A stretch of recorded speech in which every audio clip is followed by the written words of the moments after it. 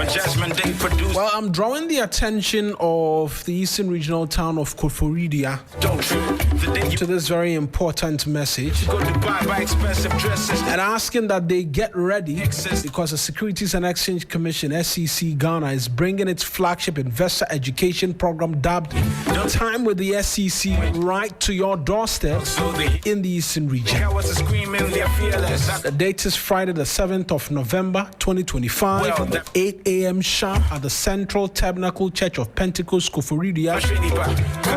This free event is your chance to understand how to build wealth the right way and protect yourself from fraudulent investment schemes. So come and learn about the role of the SEC as the Securities and Exchanges Commission and how the capital market works, how to save, invest, and plan your personal finances. Also learn about the types of legitimate investment products in Ghana's security market, how to spot and avoid fake investment scams, career options and opportunities in the securities industry, and a lot more. In attendance is a special guest of honor, Rita Akosia J. Awate, the Eastern Regional Minister, the Director General of the SEC, James Kluchi Aveji, and other key dignitaries. Now, don't miss this opportunity to acquire financial knowledge and secure your future.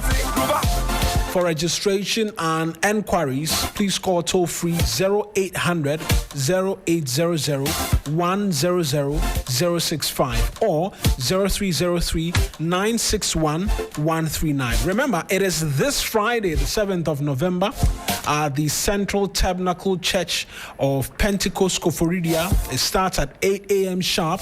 This event is brought to you by the Securities and Exchange Commission, Ghana, the Securities and Exchange Commission, ensuring investor protection.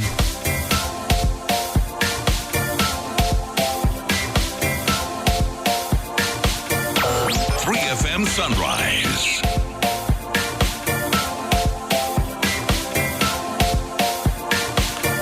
And as we're teaching you how to invest and save your money, let me show you how you can get the money so that you can start investing. It's a season of winning again, and this time we're not just chasing wins, we're collecting them.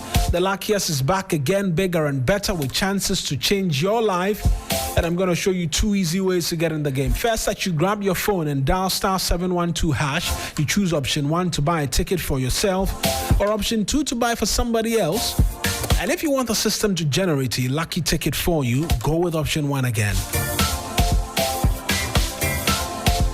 If you prefer to choose your own ticket number, that's option 2.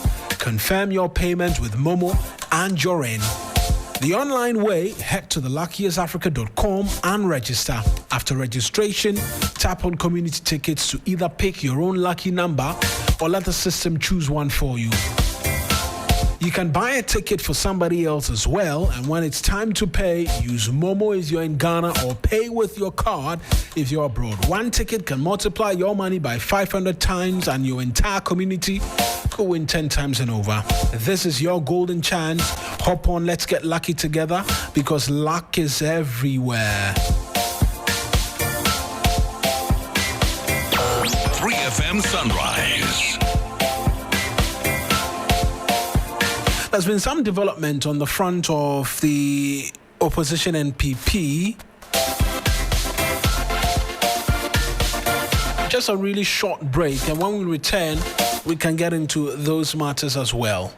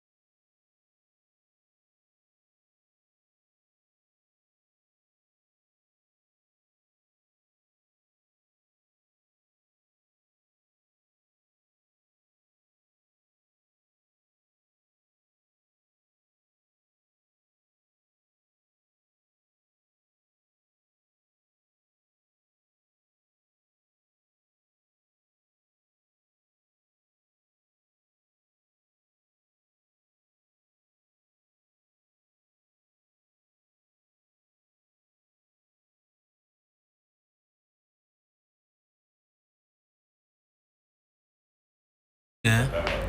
It's almost a year since that.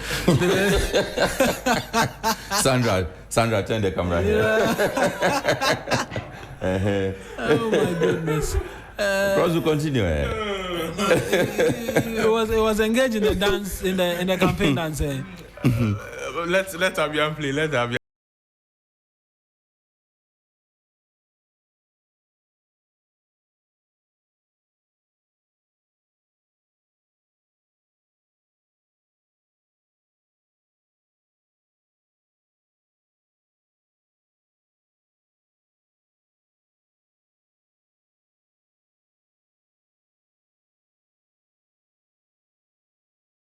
Behaving greatly, but I mean, hot on the front burner for the NPP is they cannot just seem to go out of the news for the very bad reasons. Prof has joined us on the telephone line as well. Professor Enoch Opoku-Antwi is a governance expert, political commentator as well on this subject matter. I'll go to Prof shortly, but just two quick thoughts from the both of you as to what it is that we heard and the rebuttals from the parties. National executives, even before we go on to our guests on the phone line. So I'll start off with you, Sixus.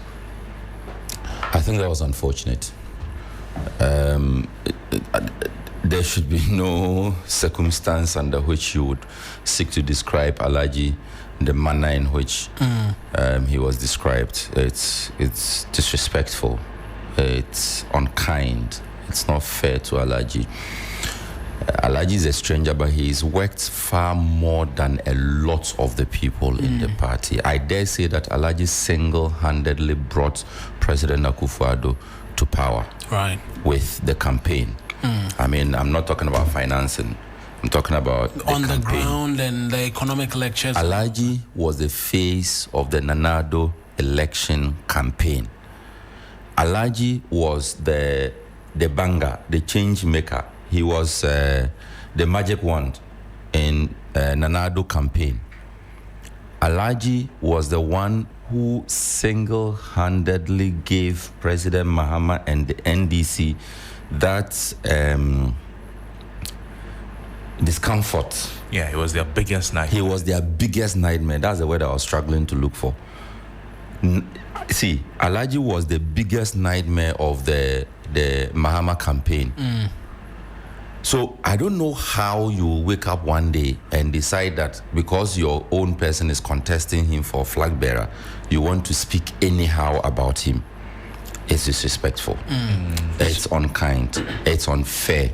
And all the strangers in the party should begin to then take a cue from this. Before you go to him, the former national chairman of the NPP, he's also a stranger. Freddie Blay. Yeah, I mean, he's also a stranger. He was CPP. Yeah. He was a CPP member of Parliament.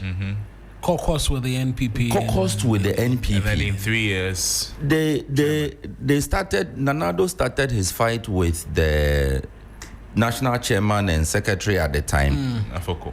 Afoko was removed. Freddie Blay became acting national chairman. Subsequently went to win the election as national chairman and stayed on for 2 terms, I believe. Yeah, 2 terms. He came from CPP. We lost him to you. where we use it because quickly and before I get to the guests on the phone lines. Nobody should think that while Dr. Bawumia was doing all of what he did for the NPP, it did not come at a great cost to him. This is somebody who was excelling in his private life as an economist, as somebody who's working around money and all of that. Imagine if he had gone into the docket when the NPP was in court challenging the election results. 2016. Imagine if he did not perform creditably well. That would have been the end of his yet to start political career. And then it would have repercussions on his person, in his private life as a financial analyst, a financial economist, all of that. So nobody should really think he got anything on a silver platter. Everybody was running away from being in the docket. You and I were not there. Everybody was running away from that. But Dr. Bawumia, and he displayed brilliance in court. So well. He did so well for the party. And then after that, he had the chance to leave the NPP, to leave Nanado, go and look for another thing to do because I want to become vice president. It didn't work. I'll go and look for money somewhere. he stayed with you, he worked with you, and then he brought you back, and then you come and say that he's an outsider. Then what does it take to become an insider? An insider. I kill myself for you before you know that. But everybody is an outsider anyways.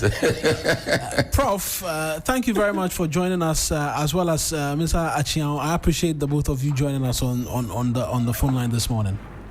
Yes, it's a pleasure being here. Good morning to the panelists and your listeners everywhere in the world. Great. Prof, I'll start off with you because my colleagues in the studio have already started the conversation as to the use of the word outsider amongst many other things. And was there miscommunication, you'd say, or these are true intentions of some persons within the NPP being laid bare in a contest that continues to be filled with a lot of acrimony? Thank you once again. I think that when a fight, you are overwhelmed by a fight, then you begin to bite. And that is what I'm seeing here, where they say that Bawumia is a stranger in NPP. He's not a stranger, he belongs. Culturally, he's connected to the Dombo tradition. When it comes to meaning, he's VP for 8 years. Remember the pink sheet when Nanadu went to court? He was there to defend the party. Every economic forum questions that when NPP was in opposition, he was leading the quest, asking a lot of questions about the economy. So he has paid his dues in NPP, and there's no stranger in a political party, because in politics, it's the moment that brings somebody. I'll give you 2 or 3 examples. When Ronald Reagan went to the Republican Party from the Democratic Party, and they asked him why he left, he said, I did not leave the Democratic Party. The party left me because their values have changed. And that is why I joined the Republican Party. He went ahead to become the president of the Republican Party. We know Hillary Clinton was a Republican. When she switched to a Democrat, look at where she was. She was a presidential candidate. Donald Trump himself was a Democrat. And then he switched to become a Republican. So in the advanced world, it doesn't matter whether you switch from political party A to B. It is the values that you align with. But here, people say all sort of things. But what I see is that I'm not inspired. And I think that many Ghanaians are also not inspired by these words that they are using against Dr. Bawumia, because where is the joy, peace, and freedom in joining NPP now? If somebody thinks that because they came in earlier, you are an outsider, that is not how politics works. And I also want to say that it's not about life and death when you are campaigning to be a leader of a political party. So they need each other, both hand in hand. And if only they want each other and build that kind of friendship and political support, it will help their party. Because all that they need is each other. After all, having they chosen to be in the same political party, one philosophy and ideology. And perhaps I'll go to Mr. Achiang, because you are the communications expert, and I've seen persons within the Ken camp say that, look, this is not what he meant. He's been misquoted because he was just providing an analogy to an extent and not stating that this individual is an outsider or what have you. You understand when language is being used and there's communication being undertaken. Where do you stand on that argument or that rebuttal coming through from some members of the Ken camp or from the MP's camp himself?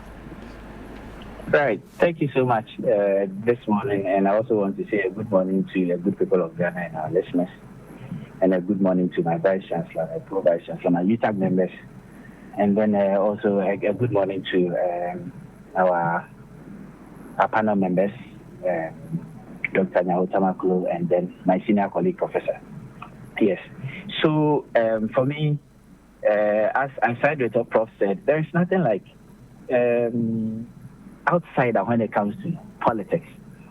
At the end of the day, as you rightly stated, you need someone to come in to help your political party to actually achieve your aim, which is get the power to become the ruling government and then to do what you can do. And if you're able to bring people in, and then at the end of the day, you brand such people as outsiders, they are not outsiders. under no circumstance will they be seen as outsiders. Well, as you mentioned, the aspect of communication, I've always said this here and I'll say it again. I think that our politicians really need to be trained on how to make their statement, how to give comments, how to respond to comments, and especially when they are with the media. Myself and you, in our business, in the media space, if care is not taken, you can easily be framed because an agenda will be set based on what you have said. So for me, if you have to go into details, I don't know if there will be a question to go into those details, but then there's nothing like an outsider when it comes to political parties. I mean, the details is perhaps one of the reasons why we were, because when I was going through the conversation with my colleague Crosby earlier in the morning, I was like, I may have missed it. Was it a direct calling of the individual? He drew my attention to the fact that there was an analogy which was seeking to speak to in the olden times when you bring somebody from. So perhaps you want to help us in that regard. Okay, great. Yeah, so yes, he tried to link it to tradition and then the Akan tradition and someone serving in, that is, serving a king and the person not being qualified to actually take up the throne and all that. But you see, when it comes to issues like this in politics, yes, tradition is rooted in it. And we need to go into tradition. Now, I'll give you these examples, which are very known to all of us. Yes, he tried to say that is not what he said. He situated his issue in a particular context, but at the end of the day, he came back to say that yes, the problem or Alhaji Bawumia is one of the reasons why the NPP party is suffering. Now, what is the statistic I want to put out here? Former President Jerry John Rawlings, he brought in the former president of blessed memory as well, John Evans Atamils. But are we saying that John Evans Atamils, as of the time, was one of the strong pillars of the NDC? No, he wasn't. Dr. Atamils also brought in John Dramani Mahama. Are we saying that John Dramani Mahama, as of the time, was one of the strong pillars within the NDC? No. Now we all know that as of the time, the current Speaker of Parliament, Alban Bagman, we have people like Ekos Biogabra. These are pillars who have been in the NDC party. These people were there even before the John Mahamas and then of blessed memory, John Evans Atamils. But what happened? So it's about they are part of the party. So if we are even looking at tradition, then he's looking at only the chieftaincy aspect of it. But this is not chieftaincy. We are looking at government ruling a whole country. And when it comes to a political party, there is nothing like somebody being next in line. It is about who is supposed to do the work well. And the first person who was talking, I can't pick out the name, but the person mentioned that Dr. Bawumia did a lot of work to help the NPP to come win their elections in 2016. And that is a known fact.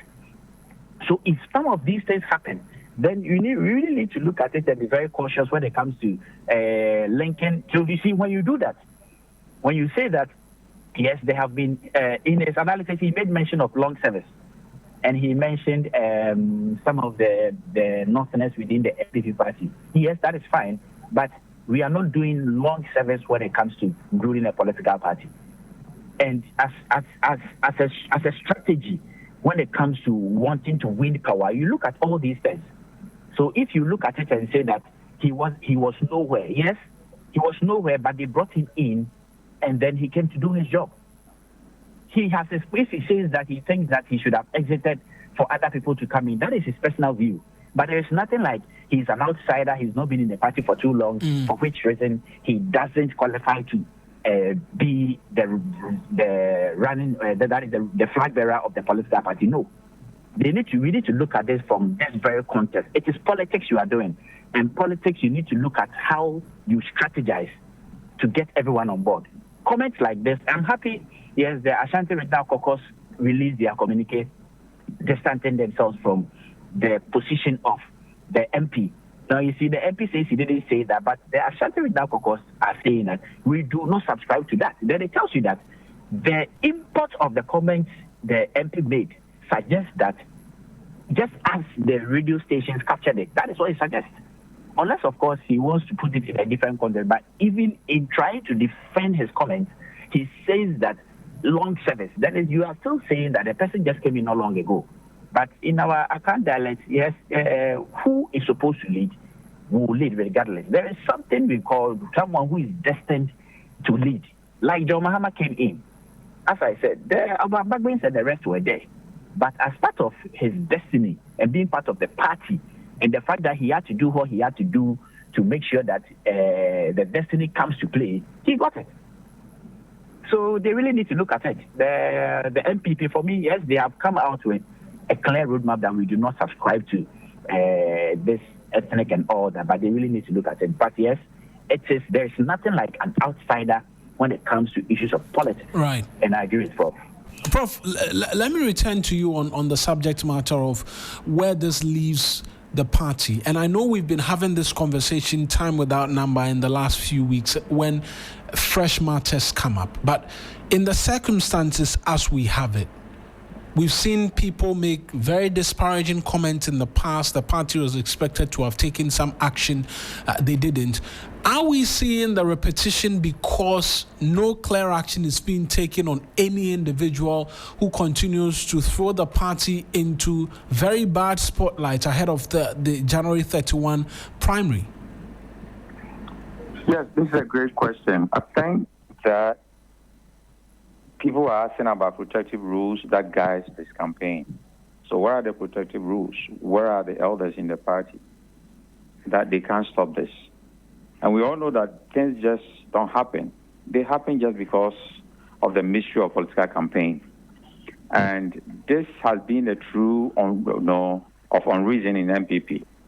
So it's a time of unreason in NPP because the arguments, the numbers, the campaign messages, the theory, the practice, the reinventing, the rejuvenation, and the rebuilding, the top-down adopted presidential candidate election, and the upside-down implications are very telling on the party.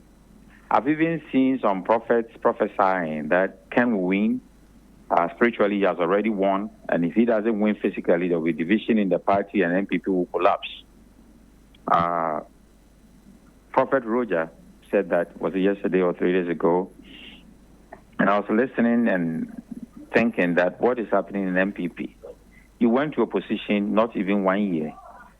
And then there are insults and there are all sort of things happening. So toxic an environment. So I think that if care is not taken, because NDC has taken a comfortable lead, in competitive democracy for our fourth republic, NPP need to sit down and think that they need each other. This is just a contest. And they need to work on it so that nothing untoward will happen to the party. Don't forget that UP has also started, which is a root tradition of NPP. And then we have the contestant also insulting each other and bringing all these kind of tribalism into it. And Yabel Mwache, we've been here for a long time. If you go to our churches, if you go to our mosques, the Yabel Mwache people sometimes become a problem for everybody. They are not leading and they will not allow the people who have come in with new energy and momentum and knowledge to lead the party, and I think that is what we should work on in NPP.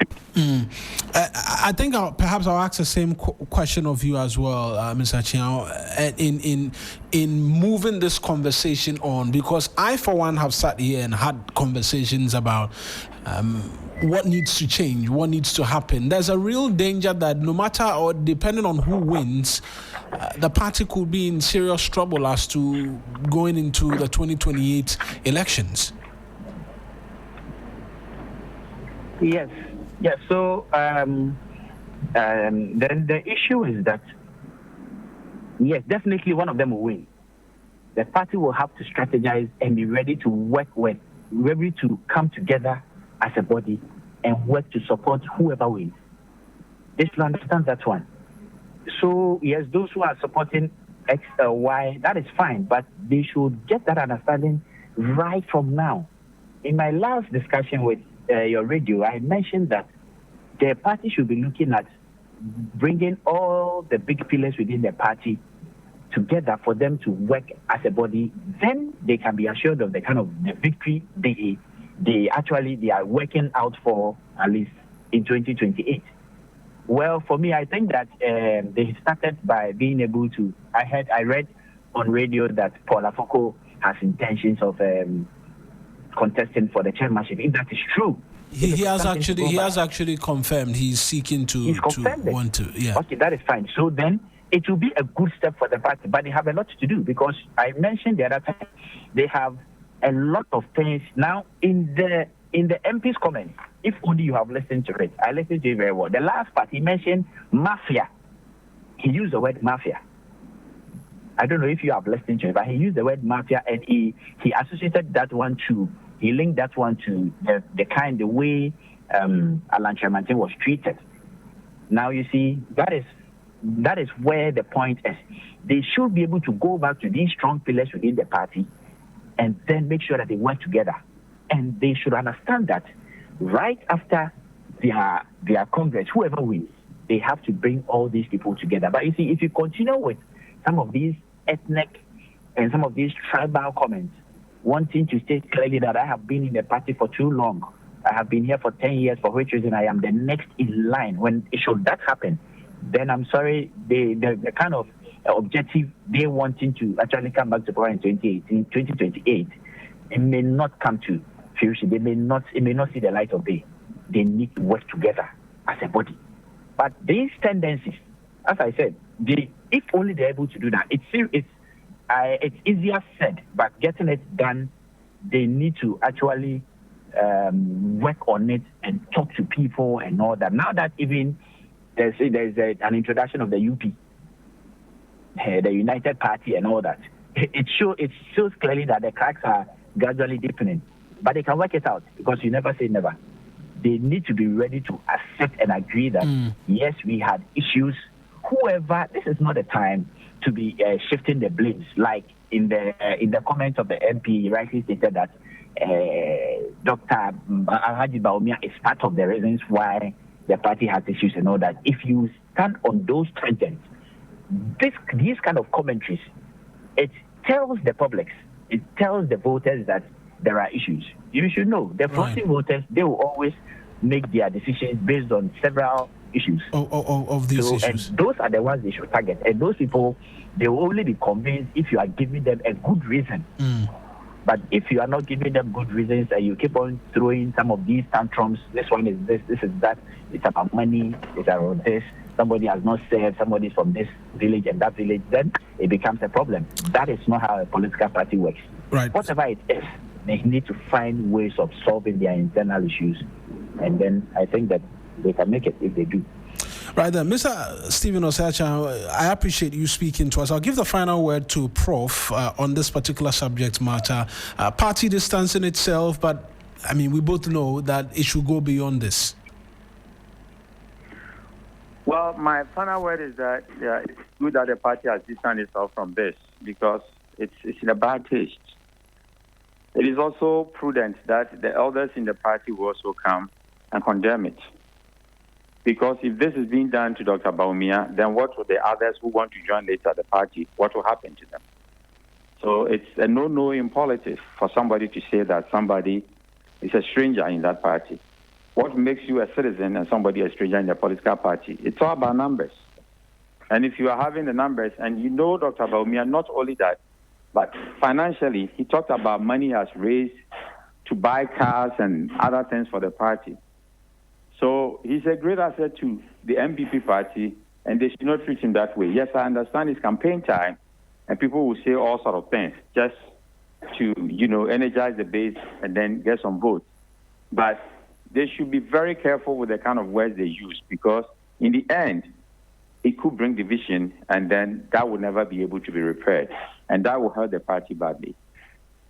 Prof, I appreciate you speaking to us as well this morning, for always picking the phone when we call. That's Professor Enoch Opoku-Antwi as well, picking or sharing his thoughts in relation to the development as have come through